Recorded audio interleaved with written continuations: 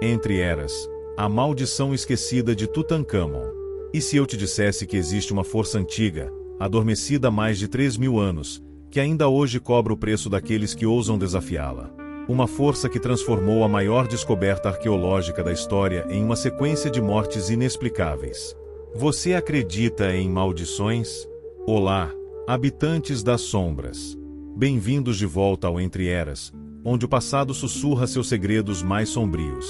Antes de mergulharmos nesta jornada através dos mistérios de Tutancâmon, me conta nos comentários, de que cidade você está assistindo? E se ainda não se inscreveu no canal, aperta esse botão de inscrição e ativa o sininho, porque hoje vamos desenterrar uma das maldições mais aterrorizantes da história. 26 de novembro de 1922. O Vale dos Reis, no Egito, sussurrava segredos milenares sob o sol escaldante do deserto.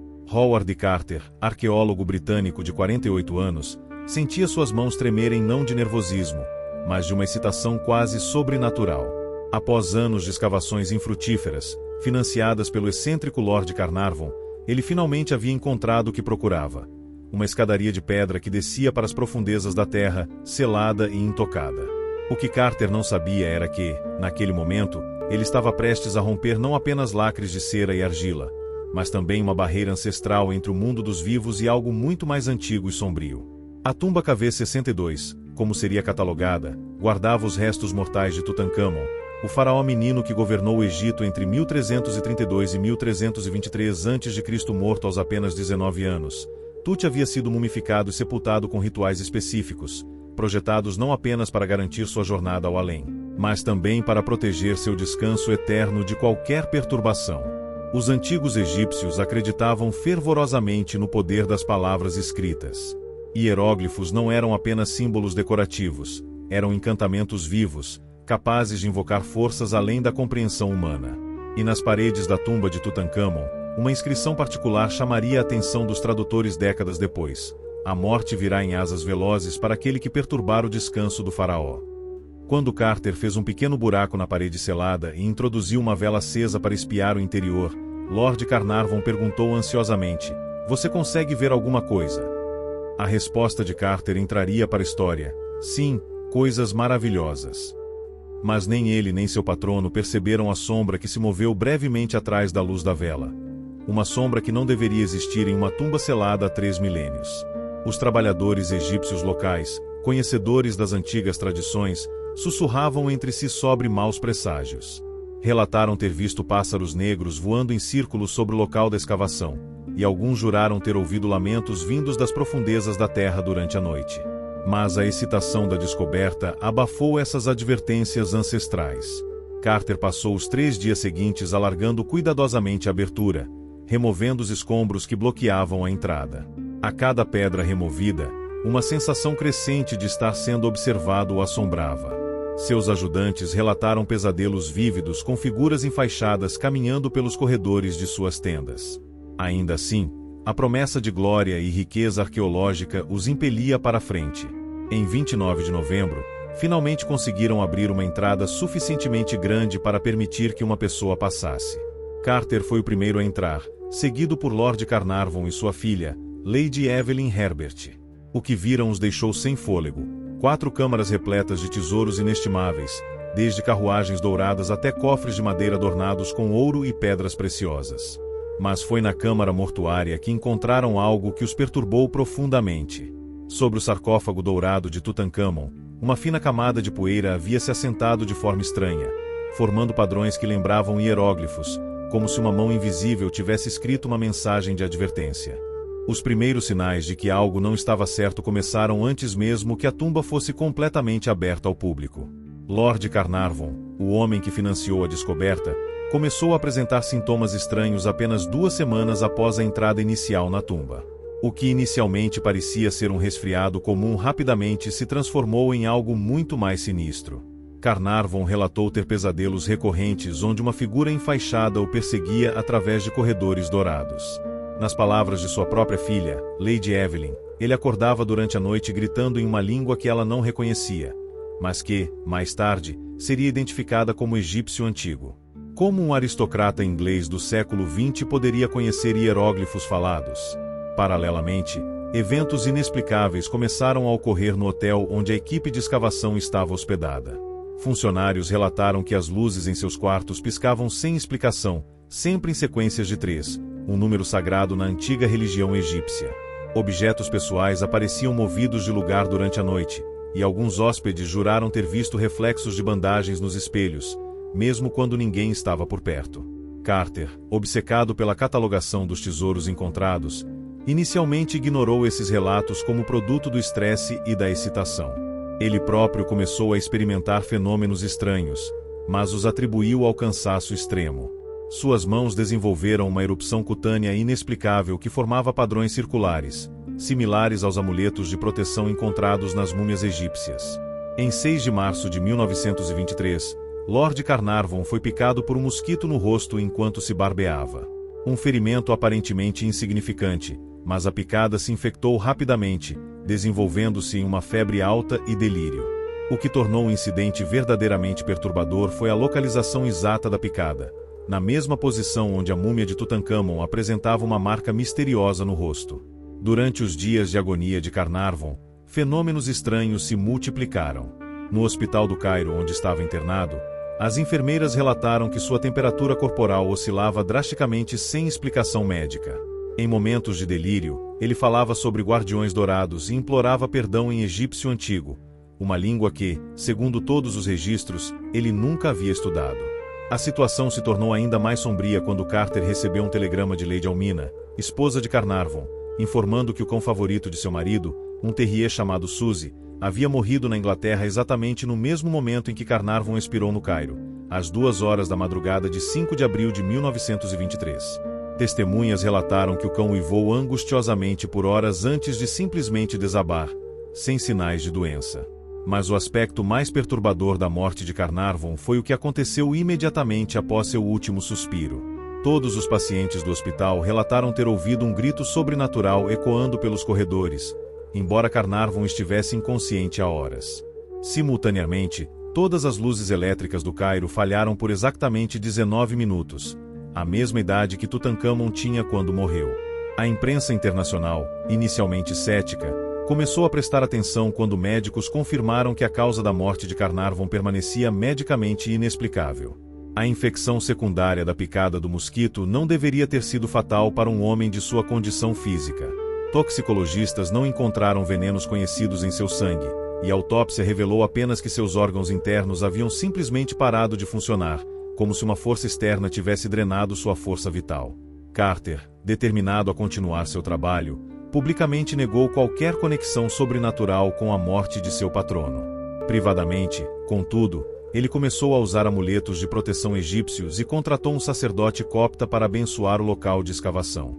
Seus diários pessoais, descobertos décadas depois, revelaram sua crescente paranoia e a convicção de que algo antigo e irritado havia sido despertado.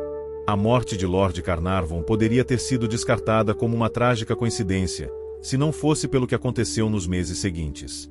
Uma sucessão de mortes misteriosas começou a dizimar todos aqueles que estiveram presentes na abertura da tumba de Tutancâmon, criando um padrão tão específico que até os céticos mais convictos começaram a questionar se forças sobrenaturais realmente estavam em ação. Sir Archibald Douglas Hyde, o radiologista que fez os primeiros raios-x da múmia de Tutancâmon, foi a próxima vítima. Em maio de 1923, apenas um mês após a morte de Carnarvon, Hyde desenvolveu uma doença misteriosa que os médicos descreveram como exaustão inexplicável. Ele relatou a colegas que, desde que havia examinado a múmia, sentia uma presença sombria constantemente ao seu lado. O que tornou a morte de Hyde particularmente perturbadora foram as circunstâncias que a precederam. Enfermeiras do hospital relataram que ele falava durante o delírio sobre olhos dourados que o observavam através das bandagens. Na noite anterior à sua morte, Hyde aparentemente desenhou hieróglifos nas paredes de seu quarto hospitalar usando suas próprias unhas e sangue, símbolos que, segundo egiptólogos consultados, formavam uma súplica por misericórdia dirigida aos deuses egípcios da morte. Arthur Massey, o arqueólogo americano que ajudou Carter a abrir o sarcófago propriamente dito, começou a mostrar sintomas estranhos no final de 1923. Inicialmente, foram pequenas coisas: perda de apetite, insônia e uma irritação cutânea que se espalhava pelo seu corpo em padrões geométricos. Seus colegas notaram que ele havia desenvolvido uma fobia inexplicável de espaços fechados, irônico para um homem que havia passado a carreira explorando túmulos. Massey morreu em abril de 1928, exatamente 5 anos após Carnarvon. Sua morte foi oficialmente atribuída a uma falência de órgãos, mas médicos ficaram perplexos com a natureza simultânea do colapso de múltiplos sistemas corporais. Como no caso de Carnarvon, não havia explicação médica para por que um homem relativamente jovem e saudável simplesmente se apagou. Richard Bethel, secretário particular de Carter e uma das primeiras pessoas a entrar na câmara mortuária, morreu em circunstâncias ainda mais bizarras em novembro de 1929. Encontrado morto em seu apartamento em Londres, a causa oficial foi falência cardíaca, mas investigadores ficaram intrigados com o estado do apartamento. Todos os espelhos estavam cobertos por tecidos, todas as janelas estavam abertas apesar do frio intenso, e no chão havia sido desenhado um círculo de sal, um método tradicional de proteção contra entidades sobrenaturais. O aspecto mais perturbador da morte de Bethel foi descoberto por sua empregada. Sobre sua escrivaninha, estava um papiro egípcio autêntico, posteriormente confirmado como tendo sido emprestado da tumba de Tutancâmon, com hieróglifos escritos com tinta vermelha, a cor tradicionalmente usada pelos antigos egípcios para maldições. A tradução revelou uma mensagem assombrosa: o servo reconhece sua transgressão e implora pelo descanso eterno. Arthur Weigall, jornalista egípcio que cobriu a descoberta da tumba e estava presente durante várias das primeiras entradas, desenvolveu uma febre misteriosa em 1930. Durante seus dias finais, Weigall relatou visões de uma procissão funerária dourada marchando através de seu quarto. Enfermeiras confirmaram que ele falava constantemente sobre figuras enfaixadas que vinham cobrar uma dívida antiga. O que tornava esses casos particularmente inquietantes era não apenas a natureza inexplicável das mortes, mas também os detalhes específicos que conectavam cada vítima à tumba. Todos desenvolveram sintomas que começaram com distúrbios do sono, progredindo para alucinações específicas envolvendo figuras egípcias, e terminando com falências orgânicas que confundiam a medicina moderna. Um padrão ainda mais sinistro emergiu quando pesquisadores perceberam que as mortes não eram aleatórias. Elas pareciam seguir uma hierarquia específica, eliminando primeiro aqueles que haviam tido contato mais direto com os restos mortais de Tutancâmon, depois aqueles que haviam manuseado os tesouros mais sagrados, e finalmente aqueles que haviam simplesmente testemunhado a violação da tumba. Carter, observando a dizimação de sua equipe, tornou-se cada vez mais recluso. Seus assistentes relataram que ele havia desenvolvido rituais elaborados antes de entrar na tumba, incluindo queimar incenso específico e recitar orações em egípcio antigo. Ele também começou a usar múltiplos amuletos de proteção e contratou um médium egípcio para comunicar-se com os espíritos perturbados e tentar apaziguá-los. Para compreender verdadeiramente a natureza da maldição que parecia estar dizimando todos os envolvidos na descoberta, precisamos mergulhar nos segredos sombrios da mumificação egípcia, um processo que era muito mais do que simples preservação do corpo. Era, na verdade, uma transformação espiritual complexa que criava uma ponte permanente entre o mundo dos vivos e o reino dos mortos. Os antigos egípcios acreditavam que cada pessoa possuía múltiplas almas: o Ka, força vital, o Ba, personalidade, e o Ak, espírito transfigurado. O processo de mumificação não apenas preservava o corpo físico, mas também criava âncoras espirituais que mantinham essas almas conectadas ao mundo material.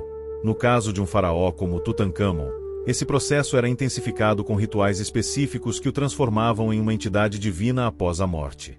Douglas Derry, o anatomista que realizou a primeira autópsia moderna da múmia de Tutancâmon em 1925, fez descobertas que confundiram a ciência da época. O corpo do jovem faraó não havia sido mumificado usando os métodos tradicionais conhecidos. Em vez dos óleos e resinas habituais, a múmia estava impregnada com substâncias que Derry não conseguiu identificar. Materiais que pareciam ter propriedades preservativas muito além do que a tecnologia egípcia deveria ter permitido. Mais perturbador ainda foi o que Derry encontrou no peito de Tutancâmon. Durante o processo normal de mumificação, o coração era removido, mumificado separadamente e depois recolocado no corpo.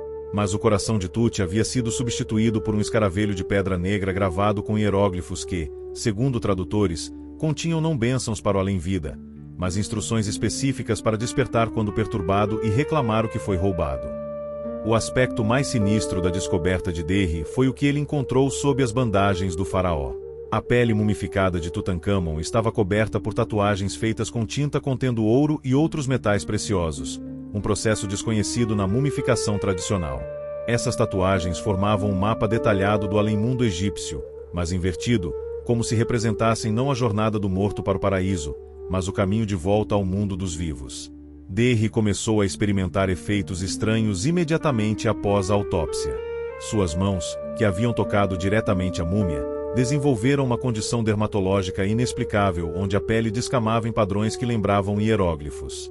Ele relatou ter pesadelos recorrentes onde se via sendo mumificado ainda vivo, enquanto figuras encapuzadas recitavam encantamentos em uma língua que seu cérebro consciente não reconhecia, mas que sua mente sonhadora parecia compreender perfeitamente.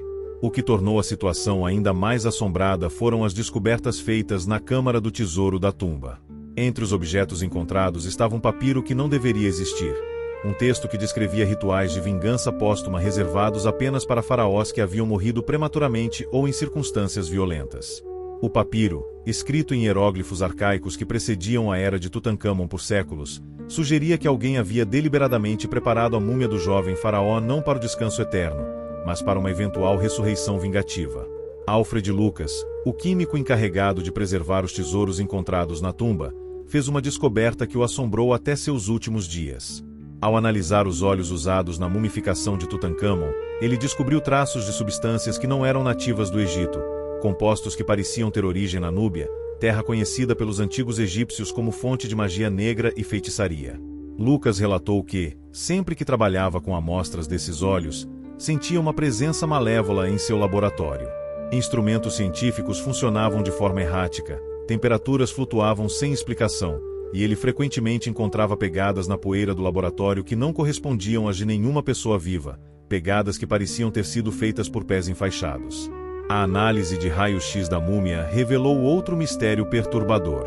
Dentro do crânio de Tutancâmon, onde deveria haver apenas tecido cerebral mumificado, havia uma pequena estatueta de ouro representando Anubis, o deus egípcio da morte.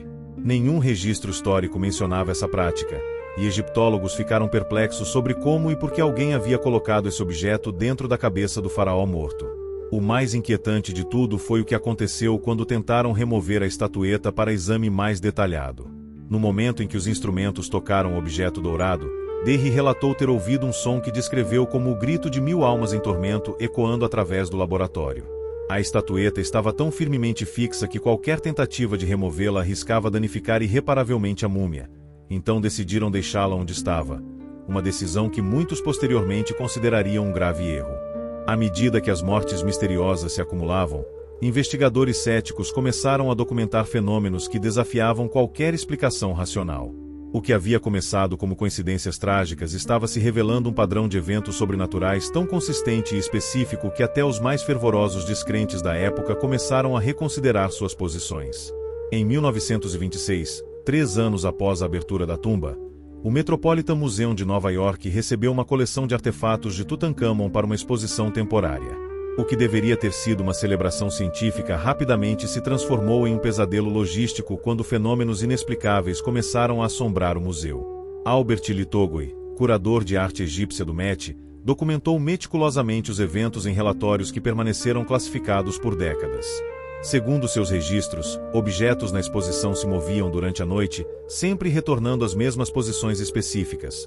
Posições que, descobriu-se posteriormente, replicavam exatamente o arranjo original na tumba de Tutancâmon no Egito. Guardas noturnos relataram avistamentos consistentes de uma figura translúcida vestindo as roupas cerimoniais de um faraó egípcio, caminhando entre as vitrines.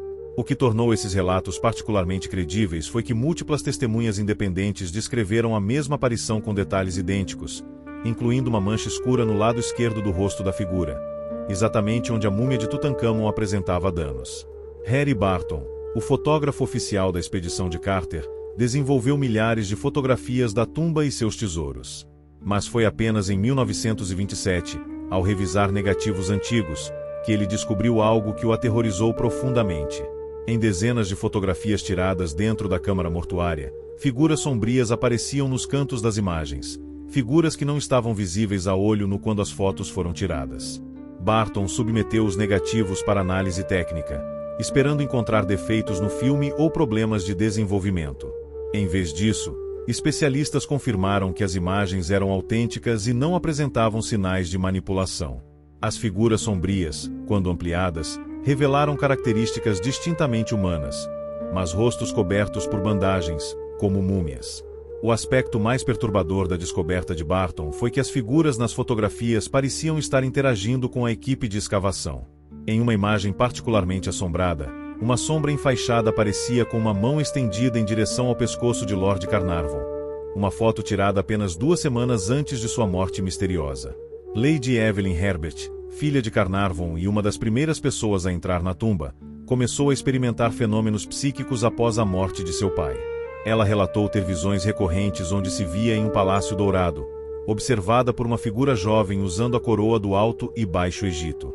A figura, que ela instintivamente sabia ser Tutankhamon, comunicava-se com ela através de imagens mentais, mostrando cenas de sua morte prematura e demandando que os ladrões devolvessem o que haviam roubado.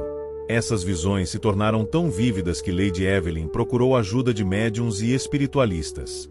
Uma sessão particular conduzida por Aileen Garré, uma das médiuns mais respeitadas da época, produziu resultados que convenceram até os céticos presentes. Durante o transe, Garré falou em egípcio antigo perfeito, uma língua que ela alegava nunca ter estudado, e forneceu detalhes específicos sobre a tumba que não haviam sido publicados publicamente.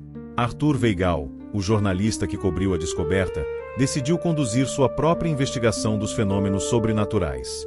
Equipado com os primeiros dispositivos de gravação de áudio portáteis da época, ele passou várias noites na tumba vazia, tentando documentar qualquer atividade paranormal. As gravações de Weigall, redescobertas em arquivos da BBC décadas depois, contêm evidências áudio perturbadoras. Em múltiplas ocasiões, vozes sussurrando em egípcio antigo foram captadas pelos microfones, mesmo quando Weigall estava completamente sozinho na tumba. A análise linguística posterior confirmou que os sussurros continham ameaças específicas contra aqueles que haviam profanado o descanso sagrado. Mais inquietante ainda foram os sons de passos captados nas gravações, passos que ecoavam através das câmaras vazias, seguindo padrões que sugeriam múltiplas figuras caminhando em procissão cerimonial. Especialistas em áudio confirmaram que os sons não poderiam ter sido produzidos por eco ou reverberação natural das câmaras. Carter, determinado a manter sua reputação científica, inicialmente rejeitou todos esses relatos como histeria coletiva. Mas seus próprios diários privados, descobertos após sua morte, revelaram uma realidade muito diferente. Ele havia documentado centenas de incidentes sobrenaturais, incluindo aparições, objetos se movendo sozinhos, e vozes sussurrando ameaças em línguas antigas. Uma entrada particularmente reveladora de 1928 descrevia um encontro direto que Carter teve com uma figura que ele identificou como sendo o próprio Tutankhamon. Segundo seu relato, a aparição comunicou telepaticamente que a violação da tumba havia quebrado barreiras sagradas entre os mundos, e que a única forma de apaziguar sua ira seria devolver todos os tesouros às suas posições originais na tumba.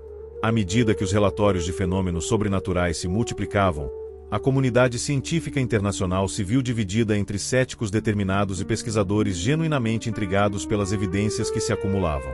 Em 1929, a Sociedade Britânica para a Pesquisa Psíquica decidiu conduzir uma investigação formal dos eventos relacionados à tumba de Tutankhamon, marcando uma das primeiras tentativas científicas sérias de estudar um suposto caso de maldição. Dr. Harry Price, paranormal investigador renomado e pioneiro em métodos científicos para estudar fenômenos sobrenaturais, liderou uma expedição multidisciplinar ao Egito. Sua equipe incluía físicos, psicólogos, fotógrafos especializados em documentação paranormal e equipamentos de medição que representavam o estado da arte da época. Os primeiros experimentos de Price se concentraram em medir variações eletromagnéticas dentro da tumba.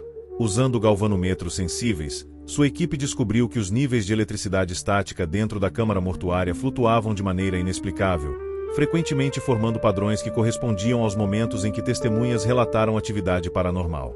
O que mais intrigou Price foi a descoberta de que essas flutuações eletromagnéticas seguiam um ritmo específico, pulsações que ocorriam exatamente a cada 19 segundos, correspondendo à idade de Tutankhamon quando morreu. Não havia fonte conhecida de energia na tumba que pudesse gerar esse padrão tão preciso e consistente. Dr. William McDougall, psicólogo de Harvard especializado em estudos de consciência, conduziu experimentos com médiuns voluntários dentro da tumba.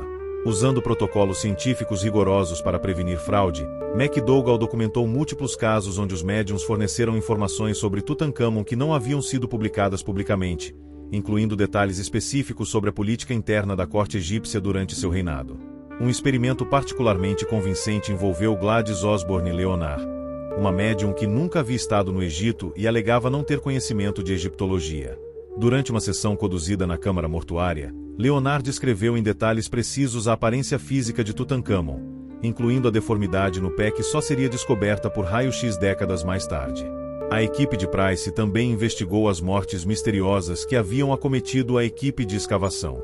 Usando análise estatística, uma metodologia nova na época, eles calcularam que a probabilidade de tantas mortes prematuras e inexplicáveis entre um grupo tão específico de pessoas era astronomicamente baixa, sugerindo que algum fator não aleatório estava influenciando os eventos. Dr. Charles Richet, fisiologista francês e ganhador do Prêmio Nobel, trouxe uma perspectiva única para a investigação. Richet havia passado décadas estudando fenômenos psíquicos e desenvolveu teorias sobre como a consciência humana poderia persistir além da morte física. Ele propôs que o processo de mumificação, combinado com os intensos rituais funerários egípcios, poderia ter criado condições para preservar não apenas o corpo, mas também aspectos da personalidade e memória de Tutankhamon. As medições de Richet dentro da tumba revelaram anomalias de temperatura que desafiavam as leis da termodinâmica. Certas áreas da câmara mortuária mantinham temperaturas consistentemente mais baixas que o ambiente circundante, sem qualquer fonte física de resfriamento. Mais estranhamente, essas zonas frias se moviam pela tumba seguindo padrões que pareciam corresponder aos caminhos que uma pessoa caminhando faria durante rituais funerários egípcios. A investigação tomou um rumo ainda mais sinistro quando Price decidiu conduzir experimentos com os próprios artefatos da tumba. Usando instrumentos de medição de última geração, ele descobriu que certos objetos, particularmente aqueles que haviam estado em contato direto com a múmia, emitiam radiação em frequências desconhecidas. Esses objetos radioativos incluíam um amuleto de coração que havia sido colocado no peito de Tutankhamon e vários anéis que haviam adornado seus dedos mumificados. Price teorizou que os antigos egípcios poderiam ter descoberto propriedades de certos minerais que a ciência moderna ainda não compreendia completamente. O experimento mais perturbador de Price envolveu a tentativa de comunicação direta com a suposta entidade de Tutankhamon usando técnicas de EVP, fenômenos de voz eletrônica, primitivas. Durante uma sessão conduzida à meia-noite na câmara mortuária, com equipamentos de gravação posicionados ao redor do sarcófago vazio, a equipe captou vozes sussurrando em egípcio antigo. As gravações, quando analisadas por linguistas especializados, continham ameaças específicas dirigidas a cada membro da equipe de escavação original, mencionando-os por nome e descrevendo em detalhes como cada um pagaria por sua transgressão.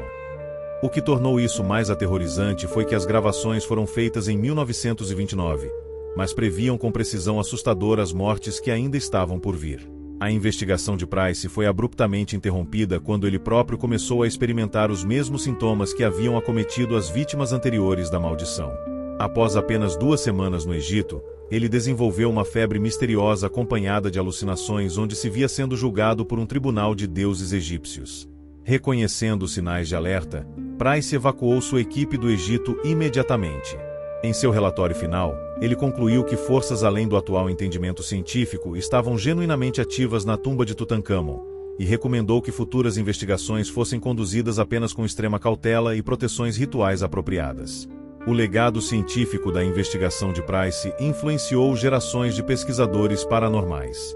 Seus métodos rigorosos e documentação meticulosa estabeleceram precedentes para o estudo científico de fenômenos sobrenaturais, provando que mistérios antigos mereciam investigação séria e metodológica, não apenas descrença cética ou aceitação supersticiosa. Décadas se passaram desde as primeiras mortes misteriosas, e muitos acreditaram que a maldição de Tutankhamon havia finalmente se aquietado. Howard Carter morreu em 1939, aos 64 anos. Uma idade respeitável que parecia sugerir que ele havia, de alguma forma, escapado da ira do faraó menino. Mas a história da maldição estava longe de terminar. Na verdade, ela estava apenas entrando em uma nova fase, mais sutil e igualmente mortal. Em 1968, durante os preparativos para uma grande exposição itinerante dos tesouros de Tutankhamon, eventos estranhos começaram a se repetir. Dr. Ezzedine Taha, diretor de antiguidades do Egito e responsável pela supervisão do transporte dos artefatos, desenvolveu uma preocupação obsessiva com a proteção espiritual da coleção. Taha havia crescido imerso nas tradições egípcias antigas e acreditava fervorosamente no poder das maldições faraônicas. Contra a opinião de colegas céticos, ele insistiu em realizar rituais de proteção antes de permitir que qualquer artefato fosse removido do Egito. Esses rituais incluíam queima de incensos específicos, recitação de orações em egípcio antigo e a colocação de amuletos protetivos em cada caixa de transporte. Apesar dessas precauções, Taha começou a experimentar os mesmos fenômenos relatados décadas antes. Pesadelos vívidos onde Tutancâmon aparecia como um jovem rei irado, demandando o retorno de seus tesouros. Visões durante o dia onde sombras enfaixadas se moviam na periferia de sua visão. E, mais perturbadoramente, uma compulsão crescente de falar em egípcio antigo, uma língua que ele conhecia academicamente, mas que agora fluía de seus lábios com uma fluência sobrenatural. A exposição Treasures of Tutankhamun começou sua turnê mundial em 1972, visitando museus nos Estados Unidos, Europa e outros países. Onde quer que os tesouros fossem exibidos, eventos inexplicáveis seguiam. No Metropolitan Museum de Nova York, guardas relataram avistamentos da mesma figura fantasmagórica que havia assombrado o museu décadas antes. No British Museum, em Londres, sistemas de segurança começaram a funcionar mal sempre que ativados na galeria egípcia. Câmeras captavam movimentos em salas vazias, alarmes soavam sem causa aparente, e múltiplos guardas independentes relataram encontros com uma presença real caminhando entre as vitrines durante as horas mortas da madrugada. O aspecto mais inquietante da turnê foram os incidentes com visitantes. Múltiplas pessoas relataram sentir mãos invisíveis tocando seus ombros na galeria de Tutankhamon, ouvir sussurros em línguas estranhas, e experimentar quedas súbitas de temperatura em áreas específicas da exposição. Alguns visitantes desmaiaram inexplicavelmente diante do sarcófago dourado, sempre murmurando palavras em egípcio antigo ao recuperar a consciência. Em 1979, a exposição chegou a São Francisco, onde eventos particularmente dramáticos ocorreram no Diang Museum. Doutora Christiane Desroches Noblecourt, a renomada egiptóloga francesa que supervisiona, vê a exposição, começou a experimentar fenômenos que ela inicialmente tentou racionalizar como estresse e fadiga da turnê. Desroches Noblecourt relatou que, durante suas inspeções noturnas da exposição, frequentemente ouvia música egípcia antiga, não as melodias modernas familiares, mas composições que pareciam genuinamente antigas, tocadas em instrumentos que haviam sido enterrados com Tutankhamon. Quando ela tentava localizar a fonte da música, ela sempre parava abruptamente, deixando apenas um eco fantasmagórico no ar. A situação se tornou crítica quando Desroches Noblecourt começou a encontrar papiros escritos à mão em sua mesa todas as manhãs, papiros contendo hieróglifos que ela não se lembrava de ter escrito, mas que estavam indubitavelmente em sua caligrafia. As mensagens, quando traduzidas, revelavam conhecimentos sobre a vida de Tutankhamon que não estavam documentados em qualquer fonte histórica conhecida. O fenômeno mais perturbador ocorreu durante uma palestra pública que ela estava dando sobre os tesouros. No meio de sua apresentação, Desroches Noblecourt subitamente parou de falar francês e começou a recitar em egípcio antigo perfeito. A audiência ficou atonita quando ela descreveu, na primeira pessoa, detalhes íntimos da morte de Tutankhamon, como se ela estivesse canalizando as memórias do próprio faraó. Gravações de áudio dessa palestra, posteriormente analisadas por linguistas, confirmaram que ela havia falado em um dialeto egípcio tão arcaico que predatava a era de Tutankhamon por séculos. Não havia explicação acadêmica para como ela poderia ter conhecimento de uma forma de egípcio que havia sido extinta há mais de 3.000 anos. A turnê mundial foi abruptamente cancelada em 1981, oficialmente devido a preocupações de conservação, mas documentos internos posteriormente revelaram que a verdadeira razão foram os múltiplos incidentes sobrenaturais que haviam se tornado impossíveis de ignorar ou explicar. Dr. Taha, que havia supervisionado todo o projeto desde o início, morreu em um acidente de carro em 1982, exatamente no 60º aniversário da descoberta da tumba. Testemunhas relataram que, momentos antes da colisão fatal, ele havia parado o carro no meio da estrada e saído, olhando fixamente para algo que ninguém mais podia ver. Suas últimas palavras, gritadas para o céu vazio, foram uma súplica de perdão em egípcio antigo. A maldição parecia ter evoluído, tornando-se mais seletiva mas igualmente letal. Já não atacava indiscriminadamente todos os envolvidos, mas focava naqueles que assumiam papéis de liderança ou autoridade sobre os tesouros de Tutankhamon. Era como se o espírito do faraó tivesse aprendido a identificar os verdadeiros responsáveis pela contínua profanação de seus bens sagrados. Hoje, mais de um século após Howard Carter ter primeiro quebrado os selos da tumba de Tutankhamon, a maldição não mostra sinais de diminuir. Na verdade, ela parece ter evoluído, adaptando-se aos tempos modernos e encontrando novas formas de manifestar sua antiga ira. O que começou como uma sucessão de mortes misteriosas se transformou em um fenômeno global que continua a assombrar qualquer um que ouse perturbar o legado do faraó menino. Em 2005, a múmia de Tutankhamon foi submetida à primeira tomografia computadorizada completa, parte de um projeto científico ambicioso para desvendar os mistérios de sua morte. Dr. Zahi Hawass, então secretário-geral do Conselho Supremo de Antiguidades do Egito, liderou pessoalmente o projeto, confiante de que a tecnologia moderna finalmente colocaria fim às superstições medievais sobre maldições.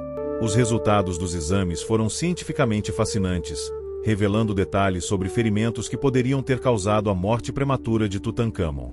Mas os eventos que cercaram o projeto trouxeram de volta velhos temores sobre forças sobrenaturais. Durante o processo de escaneamento, o equipamento de tomografia, avaliado em milhões de dólares, funcionou mal repetidamente, sempre nos momentos críticos quando estava focado na cabeça ou no peito da múmia.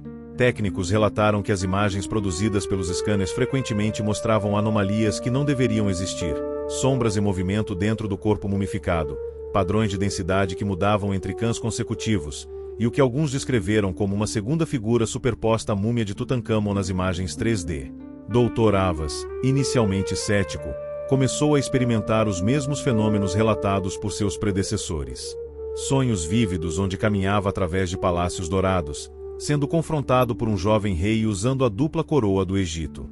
Visões durante vigília onde hieróglifos apareciam escritos no ar diante dele, sempre contendo a mesma mensagem: devolva o que foi roubado.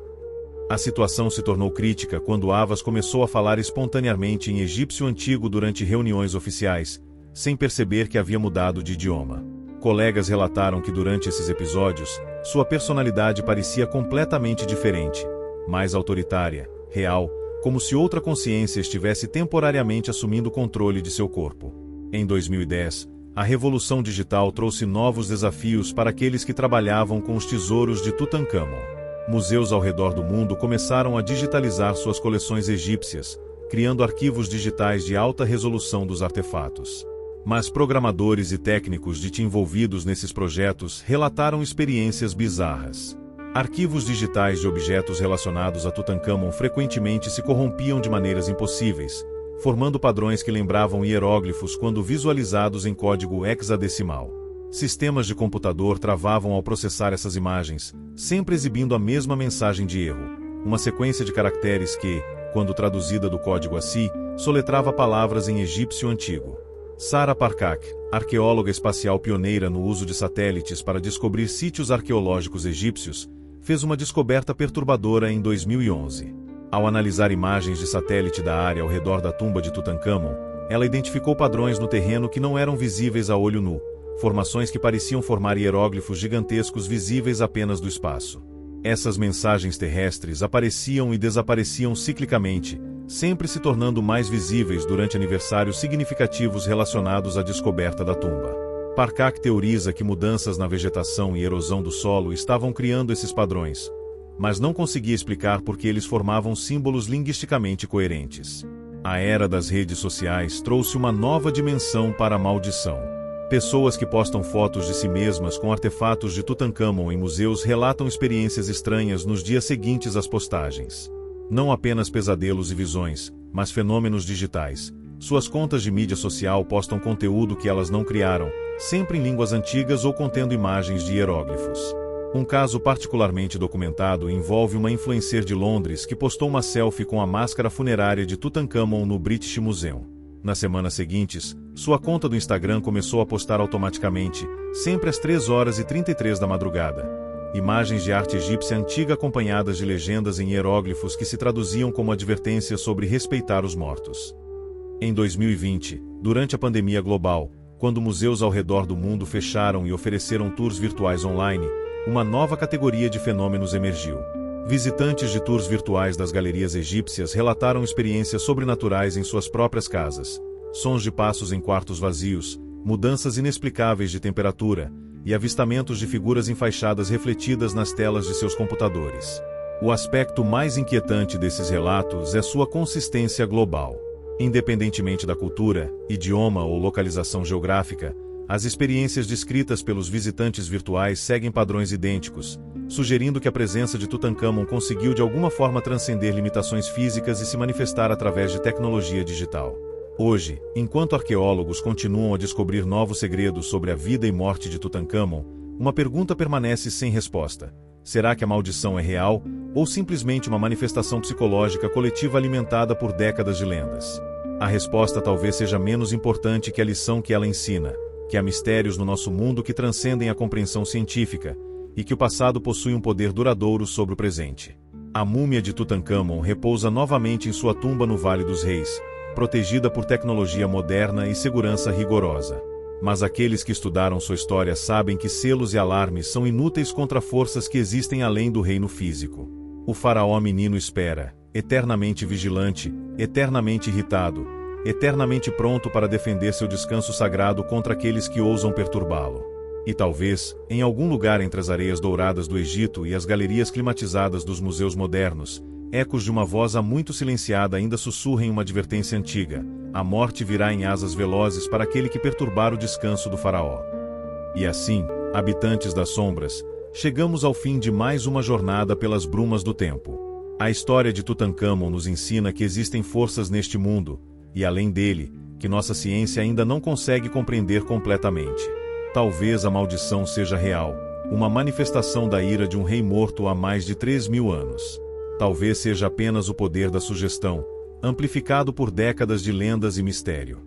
Mas uma coisa é certa: o fascínio humano pelo desconhecido é eterno, assim como nossa compulsão de buscar tesouros e segredos, mesmo quando eles talvez devessem permanecer enterrados. Quantos de nós, confrontados com a oportunidade de descobrir os mistérios de uma tumba antiga, resistiríamos à tentação, sabendo dos riscos? A tumba de Tutancâmon permanece no Vale dos Reis, e o faraó menino repousa novamente em seu sarcófago dourado. Mas sua história continua a ecoar através dos séculos, lembrando-nos de que alguns segredos exigem um preço, e que o passado tem uma forma peculiar de cobrar suas dívidas. Se esta história despertou algo sombrio em sua alma, se inscreva no Entre Eras e ative o sininho das notificações. Temos muito mais mistérios para explorar juntos, muito mais segredos para desenterrar das profundezas do tempo. E deixe nos comentários: você acredita na maldição de Tutancâmon? Ou há uma explicação racional para todos esses eventos misteriosos? Lembre-se, caro espectador, nem toda descoberta é uma bênção, nem todo tesouro vale o preço que pode exigir. Até nosso próximo encontro nas sombras da história. Permaneça vigilante, permaneça curioso, mas talvez, permaneça respeitoso com aqueles que vieram antes de nós. Este foi Entre Eras. Eu sou seu guia através das brumas do tempo. Até a próxima. Se houver uma próxima.